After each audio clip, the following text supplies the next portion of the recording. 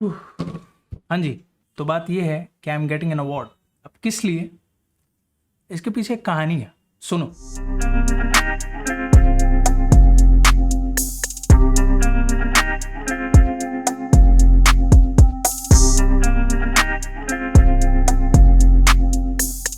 तो टीचर्स को direct access मिलता है एक स्टूडेंट के दिमाग और पर्सनैलिटी को इम्पैक्ट करने का। अब बेहतरीन टीचर वो होता है जो पहले आपके दिल को छुए, आपके लिए एक सेफ कंफर्टेबल स्पेस क्रिएट करके दे, आपको ये एहसास दिलाए कि आप काबिल हो सीखने के कुछ भी, और तब जाके वो आपको पढ़ाना शुरू करता है, चाहे वो किसी सब्जेक्ट के बारे में हो या जिंदगी के बारे में हो। और उसका काम सिर्फ आपको एक रट्टू पोपट बनाना नहीं है, उसका सबसे अहम काम आपको एक काबिल और कॉन्फिडेंट इंसान बनाना है। अब आई एम श्योर कि तुम उंगलियों पे गिन सकते हो ऐसे कितने टीचर रहे होंगे तुम्हारी जिंदगी में। इवन जो स्पीकिंग एबिलिटी मैंने डेवलप किया है, वो कॉन्फिडेंस, वो बात करने का तरीका, वो प्रेजेंटेशन स्किल्स, मेरे को किसी टीचर ने नहीं सिखाया। मेरे को ये चीजें सीखने मिली क्योंकि मुझे एक प्लेटफॉर्म दिया गया था मेरे स्कूल के प्रिंसिपल सर से, कि उन्होंने मुझे स्कूल कैप्टन बनाया। उसके साथ साथ वो जितने रिस्पॉन्सिबिलिटीज थे वो मुझे कभी बोझ नहीं लगे। वो इसलिए मुझे ग्रो करने के लिए वो लग्जरी और फ्रीडम दिया था कि तुझे जो करना है कर, तो ग्रो कर। सबसे बड़ी बात ये थी कि उन्होंने मुझे ये बताया कि मैं काबिल हूँ कुछ सीखने या करने के। कभी कभी ऐसा भी होता है कि कुछ तुम्हारे टीचर्स कुछ ऐसा तुम्हें बोल देंगे, चाहे वो अच्छा हो या बुरा। बुरा बहुत कम ही होता है इंडियन स्टूडेंट्स के साथ, क्योंकि हम सब बहुत जल्दी किसी टीचर की बुरी बात को दिल से लगाते ही नहीं है,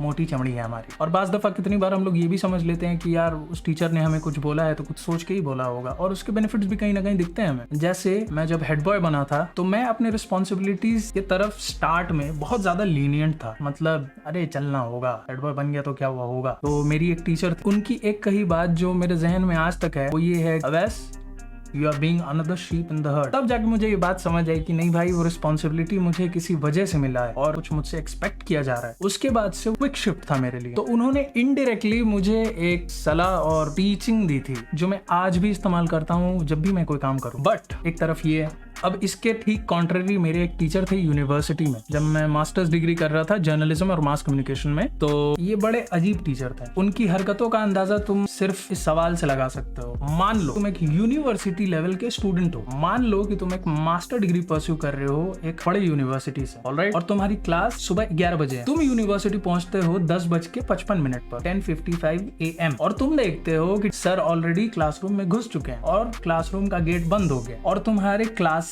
1 से 1.5 घंटे के होते हैं। तुम्हारे सारे दोस्त क्लासरूम में है। अब तुम बताओ तुम क्या करोगे? क्लास में जाओगे, राइट? 5 मिनट अर्ली हो भाई। और क्लास में तुम घुसोगे कैसे? नॉक करोगे, राइट? नॉक करके पूछोगे सर मैं कम इन? नहीं, सर के हिसाब से नहीं, शॉकिंग है। लेकिन अगर तुमने ऐसा किया तो सर तुम पे गुस्सा होंगे, वो अलग बात, वजह बताएंगे नहीं। ऊपर से वो जो क्लास ले रहे थे वो क्लास भी वो छोड़ देंगे, वो क्लास नहीं लेंगे just because he is a senior teacher. क्या लॉजिक है मेरे को नहीं पता, उनका क्या पता क्या ईगो हर्ट हो जाता है। और मैं यहाँ बिचिंग नहीं कर रहा, लेकिन इस स्टोरी के लिए ये हमारा लीड कैरेक्टर है और इनकी हरकतें जानना हमारे लिए बहुत जरूरी है। इनकी और हरकतों में ये हरकतें हैं कि अगर ये तुमसे कुछ गुस्से में सवाल पूछ रहे हैं तो तुम कॉन्फिडेंटली जवाब मत दो, even if you are speaking the truth, क्योंकि अगर तुमने जवाब दे दिया तो तुम्हारी बजा के रख देंगे। ऊपर से तुम इनसे डरो, आउट ऑफ रिस्पेक्ट एक बात होती है, और ईगो कहीं हर्ट नहीं हो जाए वो दूसरी बात होती है, और हमसे ये नहीं होगा। खैर इतना तक ठीक था, मान लिया, चल लिया, एक्सेप्ट कर लिया। अब मान लिया कि सारी गलतियां मेरी ही हैं। अब हुआ क्या कि फर्स्ट सेमेस्टर के एग्जाम्स हुए।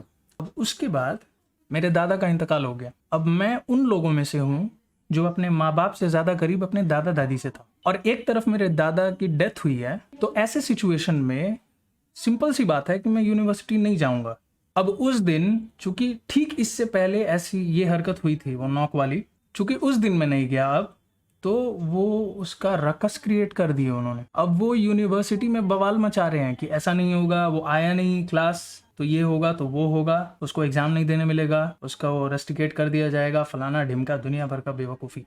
खैर मेरे कुछ दोस्तों ने बहुत ही बेहतरीन तरीके से हैंडल किया उस दिन, and for that I am thankful. ठीक 2 दिन बाद गया यूनिवर्सिटी। सबसे पहले चीज जो उन्होंने मुझसे पूछी 10-12 लोगों के साथ, वो 10-12 लोग जो उस दिन एब्सेंट थे, क्या पता किसी भी वजह से। क्यों? क्योंकि मेरा गुस्सा अब वो सब पे निकाल रहे थे कि थोड़ा जस्टिफाइबल भी रहे। उन्होंने मुझसे ये बात पूछी, फिर हालांकि उन्हें ये बात पता था कि वो क्यों नहीं आया है, अब वो फिर वो पूछ रहे थे, और मैं ये वजह बार बार बताना नहीं चाह रहा था, बट स्टिल मैंने बताया उन्हें। इस चीज को समझने के बजाय उन्होंने ब्लंटली मुझसे ये पूछा, सो व्हाट? ये भी नहीं कि तुम झूठ बोल रहे, नहीं, सीधे सो व्हाट।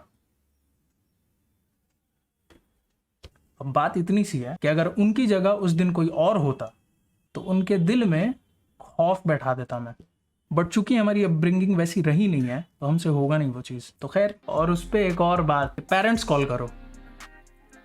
अब तुम ये बताओ, जिस बंदे ने स्कूल में इतने पेरेंट्स कॉल होने के बजाय कभी अपना पेरेंट्स नहीं लेके गया जब मेरी गलती थी, तो ये पहली बात मास्टर्स डिग्री है, दूसरी बात मेरी गलती नहीं है, तीसरी बात मैं गुस्से में था। और टू बी ऑनेस्ट, ये बात इस ब्लॉग के बाद मेरे अम्मी अब्बा को पता चलेगी, तो सॉरी सर, आज तक नहीं हुआ। हालांकि मेरे साथ के जितने लोग थे उनको इतना पिन पॉइंट, इतना परेशान किया गया, तो वो डर से अपने पेरेंट्स को लेके आए थे यूनिवर्सिटी लेवल पे। अब बताओ, मास्टर्स डिग्री के स्टूडेंट अपने पेरेंट्स लेके आ रहे हैं पेरेंट्स टीचर मीटिंग में। खैर, और मैंने बोला ना कि कुछ बातें एच हो जाती हैं आपके दिमाग में, और मेरे इतने साल के स्टूडेंट हिस्ट्री में सिर्फ एक नेगेटिव बात मेरे दिल दिमाग में है, वो इनकी है। और वो ये है, इन्होंने मुझे ये कहा था कि guys like me are a disgrace to the department. अब किस वजह से कहा था ये मुझे नहीं पता, लेकिन ठीक मान। खैर, मैंने सब्र किया, ऊपर वाले पे छोड़ दिया और आगे बढ़ा, और कभी उनकी बातों को खुद पे इन्फ्लुएंस होने नहीं दिया। ये मेरी रिस्पॉन्सिबिलिटी थी मेरे लिए। खैर, मैं पास आउट हुआ 2021 सितंबर में। उसके बाद मैंने जॉब करना शुरू किया एक कतरी ब्रांडिंग एजेंसी के साथ। लाइफ मस्त हो गई अल्हम्दुलिल्लाह। अभी कुछ दिन पहले मुझे कॉल आया, कॉल उठाया तो वही सर थे, और वही सर जिन्होंने मुझे ये बोला था कि that I was a disgrace to the department. उनको ये रिस्पॉन्सिबिलिटी मिली थी कि मुझे इन्फॉर्म किया जाए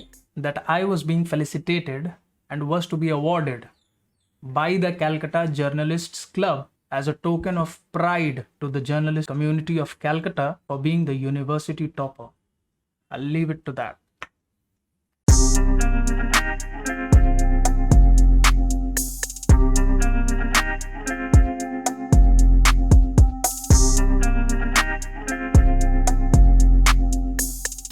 वैसे टॉप किए लाए, और नेक्स्ट वीडियो में चलेंगे अवार्ड लेने।